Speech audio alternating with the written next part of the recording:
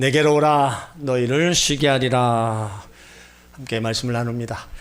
여름 휴가철이 시작되었습니다. 학교도 방학을 해서 학생들이 또 쉼을 갖고 직장인들 또 사업하는 분들도 여름 휴가를 통해 쉼을 갖습니다. 우리가 열심히 일하고 쉰다는 것은 참 좋은 겁니다. 일도 안 하고 놀면서 쉬는 것은 쉼이 그렇게 좋지가 않아요. 마음도 편치 않습니다. 하지만 열심히 일한 다음에 우리가 쉼을 갖는다는 것은 엄청난 또 열매도 얻는 거고 우리 자체가 새 힘을 얻는 계기가 되는 겁니다. 그런데 이 쉼을 또 제대로 갖지 못하는 분들이 많이 있어요. 경기 침체와 또 삶의 여유가 없어서 휴가를 하지 못하는 분도 있습니다. 얼마 전 부도 위기를 가까스로 넘겼다는 중소기업을 운영하시는 분을 만났어요. 이런저런 얘기 끝에 하시는 말씀이 조용한 곳에 가서 한 달쯤 쉬고 싶다는 거예요. 몸도 마음도 너무 지쳐 있어요. 그러다 보니까 용기마저 다 삶의 의욕마저 상실되어 있는 거예요. 아무런 마음이 아팠습니다. 세상에 뭐 지쳐 있는 사람이 뭐 이뿐이겠습니까? 현대를 살아가는 모든 사람들 다 짐도 많고 고민도 많아요. 옛날에 비하면 생활 환경이 풍요로워졌고 문화도 막 발달했는데 참 살기가 좋아졌는데 왜 더 고민도 많고 짐이 더 많아졌는지 모르겠어요. 시대가 좋아졌으면 좀 그런 것도 좀 없고 좀 좋아져야 되는데 그렇지가 않아요. 일어나지 말아야 될 사건 사고들은 계속 일어나고 우리 삶에 점점 무거운 짐으로 짓눌려 살아가고 있습니다. 자녀들은 자녀들대로 힘들다고 그러고 부모는 부모대로 직장인은 또 직장인대로 사업하는 분은 사업하는 대로 다 힘들다고 아우성들이에요. 몸이 아파 오랜 병실에 누워 계신 분들은 그 질병의 고통으로 인해서 또 많이 힘들어합니다.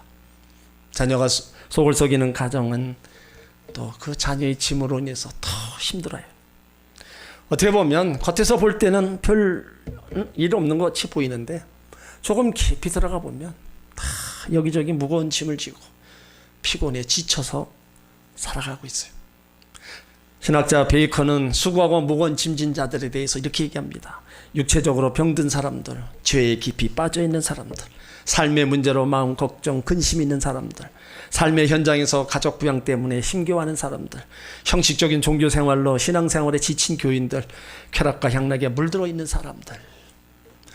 또 알베르 카메라는 사람은 4가지 인생의 짐을 말하고 있어요. 경제적인 짐, 실직, 빈곤, 굶주림, 헐벗음. 정신적인 짐, 불안, 처져, 고독, 절망. 생 자체에서 일어나는 짐, 질병, 죄로 인한 죽음, 신음, 괴로움, 비명. 그리고 종교적 힘은 율법적인 행위의 강요라는 겁니다. 그러니까 이러한 짐을 지고 있기에 어른도 애들도 다 입버릇처럼 하는 말이 피곤하다, 힘들다 이거예요. 이걸 견디는 사람이 있는가 하면 이걸 못 견디는 사람은 극단적인 선택을 하기도 합니다. 그런데 문제는 누구도 대신 무거운 짐을 져줄 수 없다는 거예요. 내가 짊어지고 있는 무거운 짐 대신 져줄 사람이 없다는 거예요. 여기 수고하고 무거운 짐은요, 인간이 처음 죄를 범했을 때 찾아온 거예요. 창세기 3장 16절 이하에 보면 범죄한 하와에게 내가 이제부터는 수고하고 자식을 낳을 거다. 아담에게는 이제부터 종신토록 땀을 흘리며 수고할 거다 말씀하셨어요. 그러니까 이 수고는 단순한 노동이 아닙니다. 고통의 노동을 얘기하는 거예요. 수고하고 무거운 짐을 졌다는 것은 인간의 고통을 2 개념으로 나누어서 설명하는 말입니다. 수고라는 말은요, 스스로 만들어서 고생하는 수고가 있어요. 고생할 것이 없는데 스스로 만들어서 고생하는 사람이 있습니다. 뭐 때문에? 욕심 때문에. 그러니까 욕심이 너무 지나치다 보니까 사서 고생하는 사람이 있어요. 안 해도 되는데 그 욕심이 너무 커서 그걸 이루려고 고생하는 사람이 있다는 거예요. 또 수고하는 사람 중에 정말로 지치고 피곤한 사람들이 있습니다. 자기 일에 어려움을 당하면서 피곤하고 지친 사람들, 너무 힘들어하는 사람들, 그런 사람이 있어요. 그리고 무거운 짐은요, 어쩔 수 없이 지고 가는 짐을 말합니다. 약하기 때문에 피할 길이 없어서 원하지 않지만 부득이 끌려가면서 억지로 당하는 바로 고통을 얘기하는 겁니다. 또한 소나말처럼 무거운 짐에 짓눌려 지친 상태에 있는 바로 사람을 두고 얘기하는 거예요. 그래서 현대인들의 삶을 한마디로 얘기하면 수고하고 무거운 짐진 자들입니다. 세상에 짐 없는 사람 누가 있겠어요? 어린아이로부터 어르신에 이르기까지 다 한 짐 두 짐 다 지고 삽니다. 부모는 부모로서 짐을 지고 자식은 자식으로서, 남편은 남편의 짐이 있고 아내는 아내의 짐이 있어요. 그리고 별 고민을 또 우리는 다 하고 삽니다. 있는 것도 고민, 없는 것도 고민, 일에 대한 고민, 자신에 대한 고민, 부부간의 갈등. 그러니까 겉으로 보면 웃고 있는 것 같은데 속을 한번 들어가 보면 남 모르는 슬픔과 우는 사람들이 너무나 많은 거예요. 그러니까 수고하고 무거운 짐진 인생이란 다 이 땅에 있는 모든 사람의 모습인 겁니다. 그러면 우리 하나님의 자녀들은 이러한 짐을 지고 가는데 그래도 우리가 감사하고 희망 있는 게 뭐예요? 우리에게는 예수님이 계시다는 겁니다. 예수님을 모르고 안 믿는 사람들은 그냥 자기 짐 지고 자기 짐에 눌려서 살다가 죽으면 끝이에요. 하지만 우리에게는 예수님이 계시기 때문에 그 예수님이 나의 짐을 대신 져주신다고 말씀하고 있어요. 그래서 예수님은 모든 사람을 부르고 계십니다. 외롭고 소외되고 생활의 짐에 눌려있고 아픔과 상처와 고통과 슬픔 속에 살아가는 우리들을 다 부르고 있는 거예요. 너네들 내게로 와라. 내가 너희를 안아주며 너희를 위로해주며 너희에게 쉼을 주겠다. 오라고 말씀하는 거예요.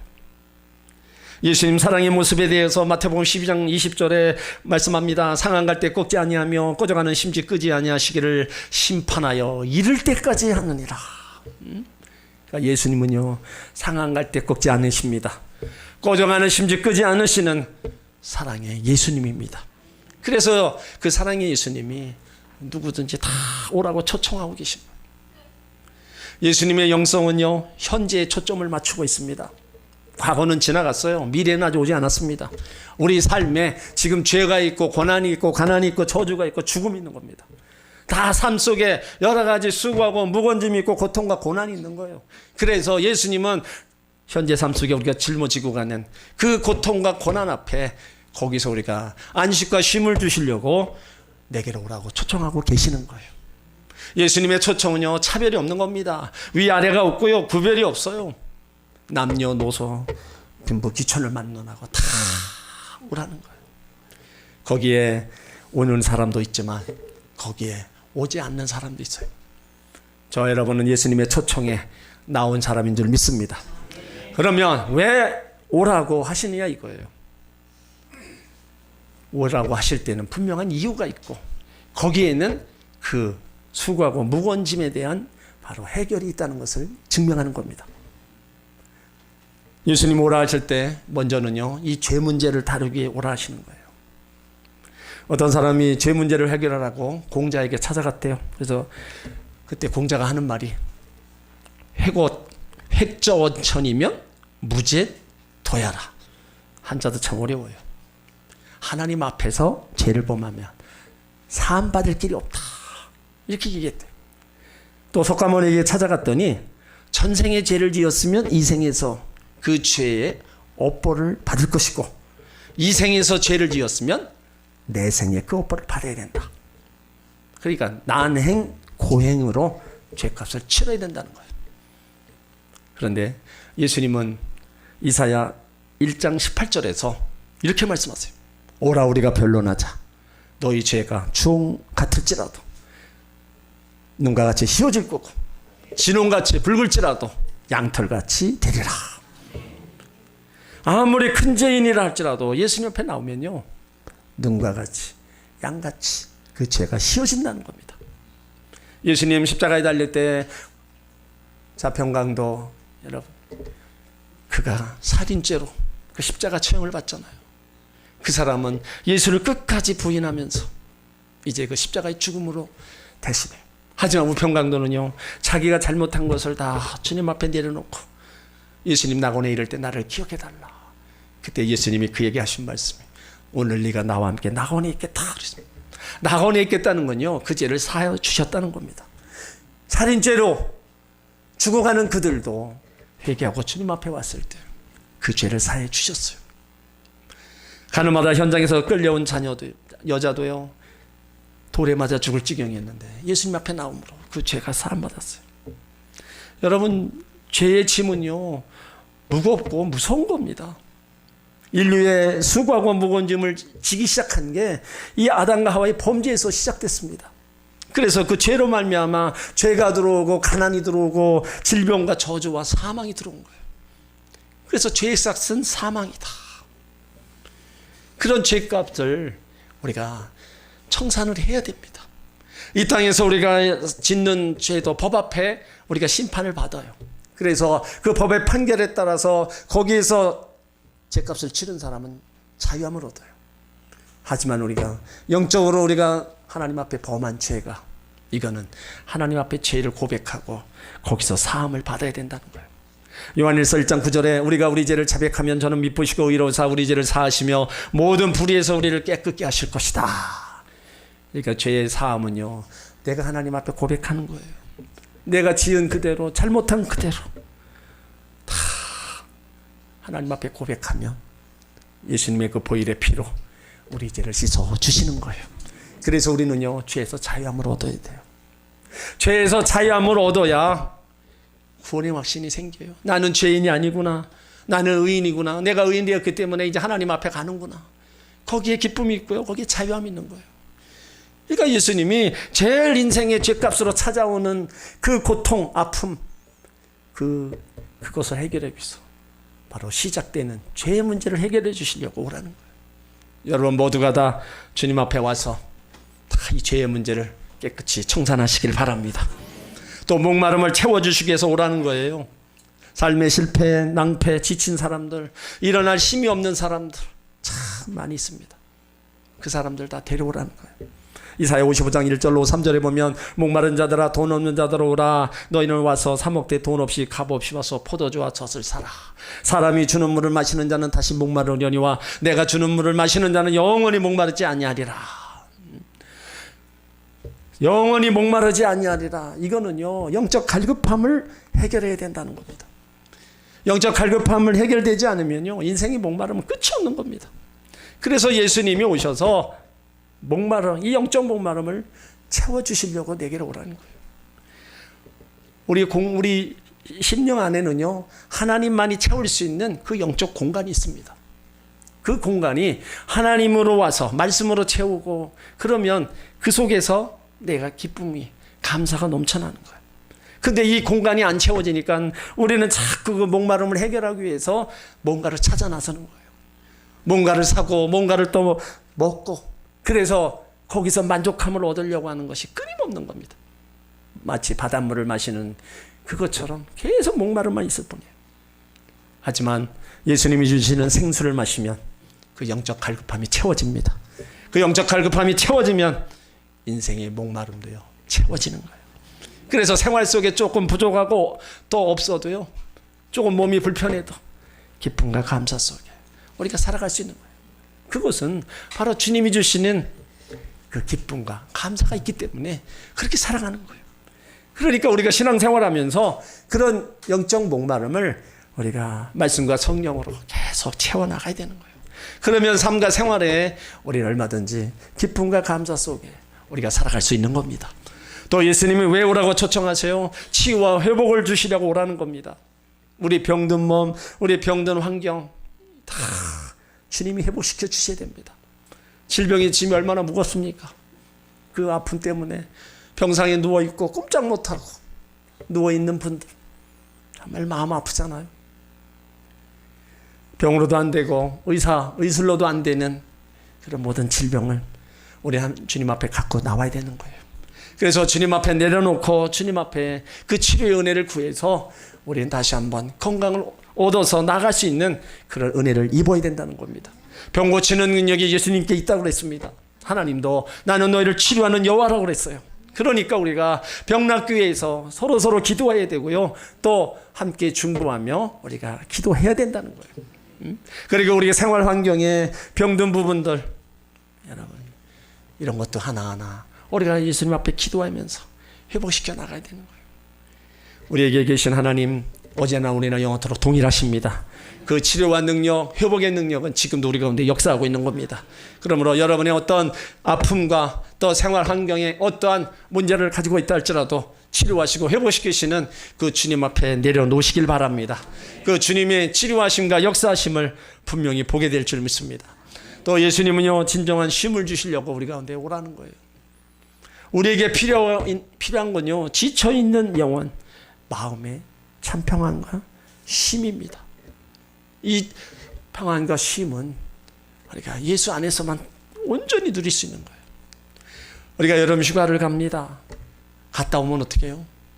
더 피곤해요. 어떻게 보면 더 괴로운 면도 있어요. 그건 뭐예요? 그때뿐이라는 거예요. 그러니까 우리 가운데 진정한 쉼이 필요한데 이 쉼은 예수 안에서만 있다는 겁니다. 그래서 우리 가운데 와서 그 안에서 쉼을 누려라.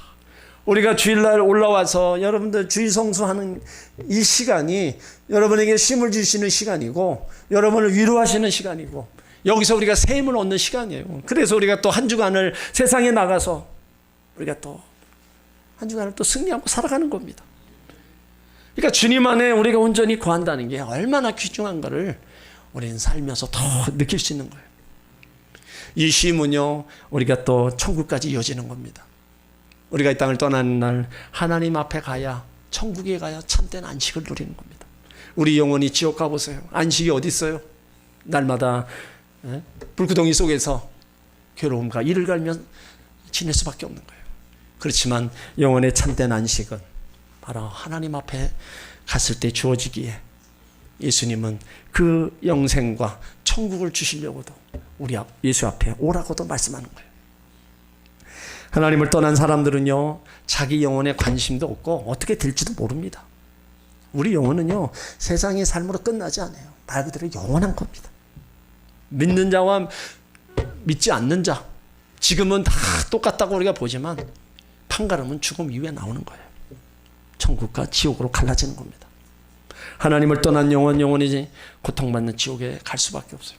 그러나 예수 안에 있는 사람들, 예수의 생명이 우리 안에 있기 때문에 우리는 두려울 필요가 없습니다. 그래서 예수님이 저와 여러분을 위해서 천국을 예비해 놓고 계세요. 그것이 다 예비되면 다시 우리를 데리러 오신다고 말씀하고 있는 겁니다. 우리가 그때까지 무거운 짐을 지고 수고하고 살아가지만 그래도 주님이 주시는 참된 안식과 쉼을 가지고 이겨 나가시길 바랍니다. 세계적인 문학가 톨스토이가 55세 때 예수님을 만나 참된 안식을 얻었어요.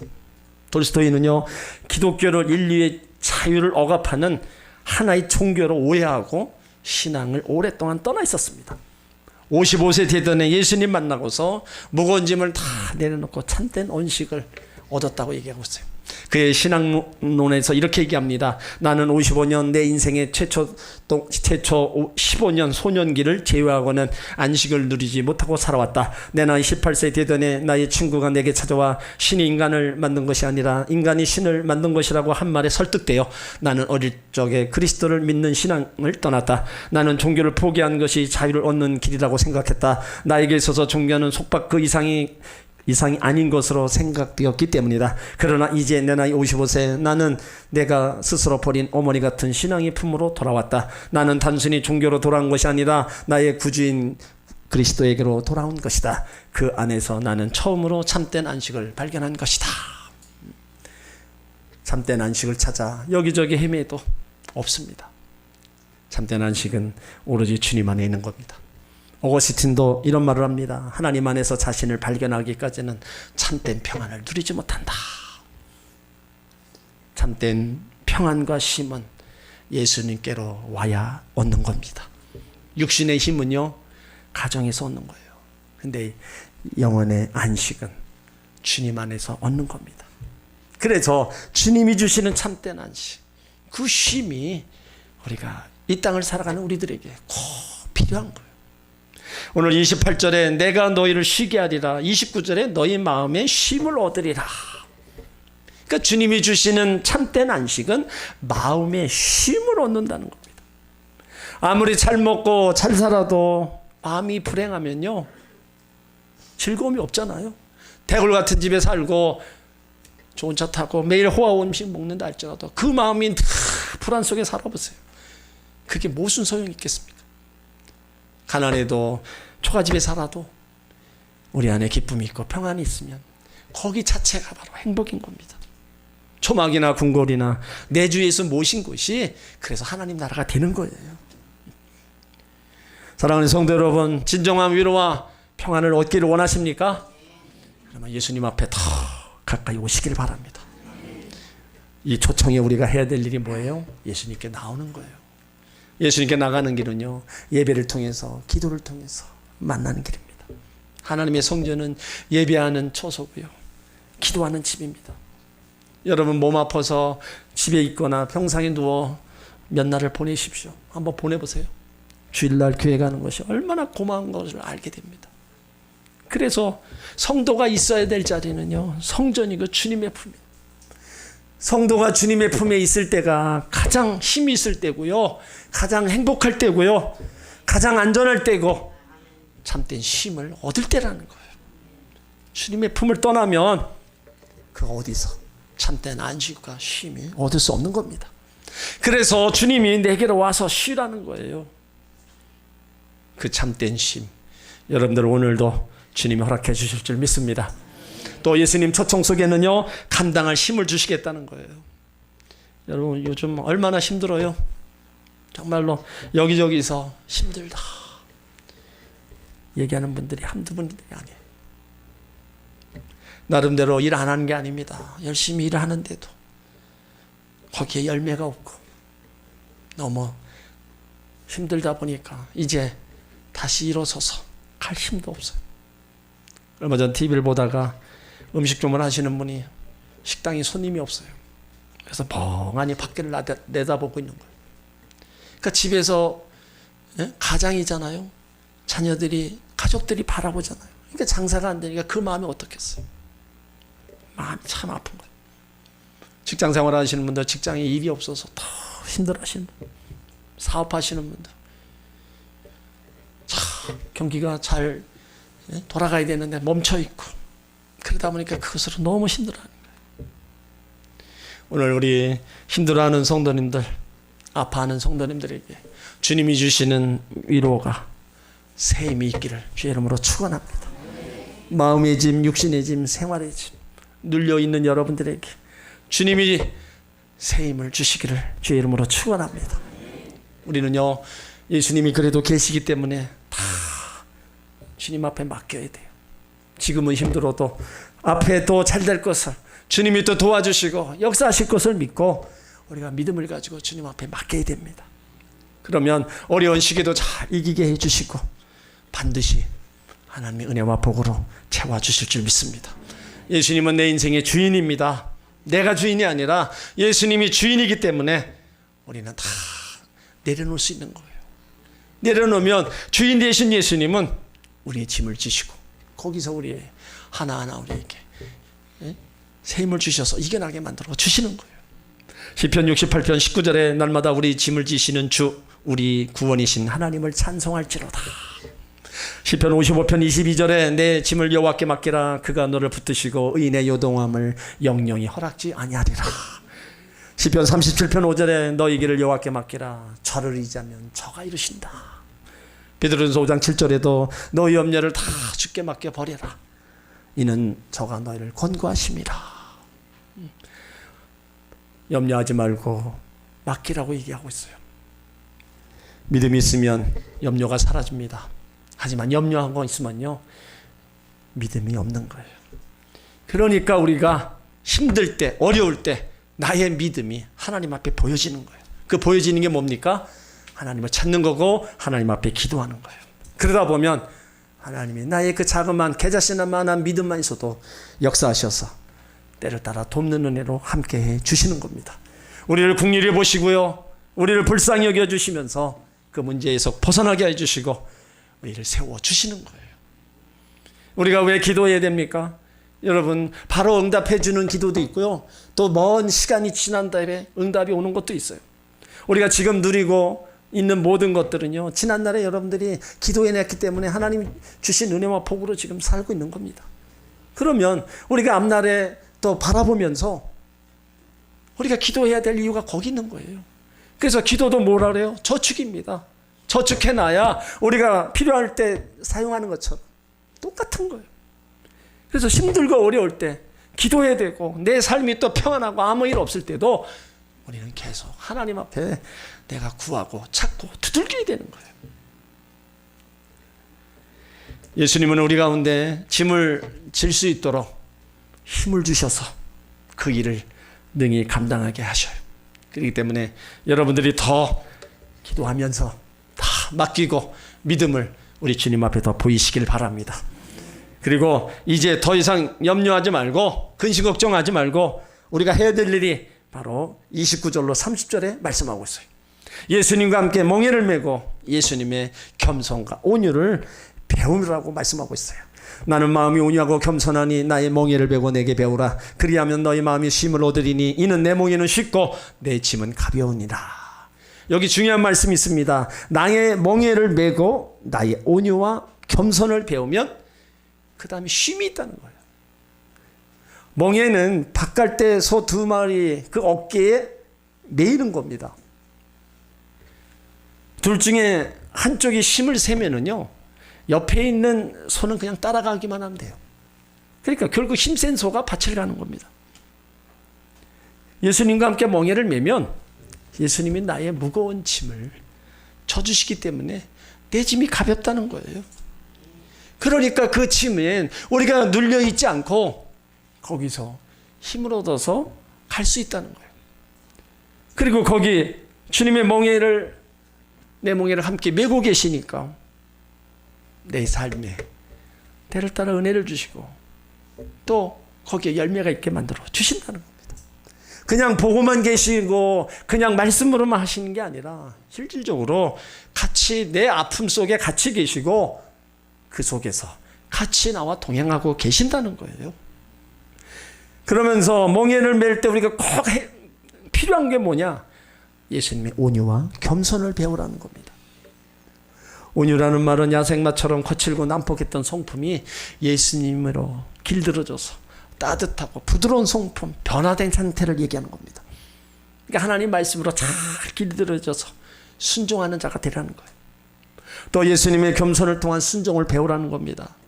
예수님이 하늘 보좌 버리시고 이 땅에 오셔서 십자가에 죽기까지 순종하셨잖아요. 그 겸손과 온유로 인류를 구원해내셨어요. 그 예수 믿는 사람들도 예수님의 그 겸손, 온유를 본받으라는 겁니다. 가정생활에서, 대인관계에서, 하나님과 사람 앞에서 그 인정받는 모습이 바로 온유와 겸손이라는 겁니다. 화잘 내고 고집세고 잘 다투는 교만한 사람은 하나님이 절대 쓰지 않습니다.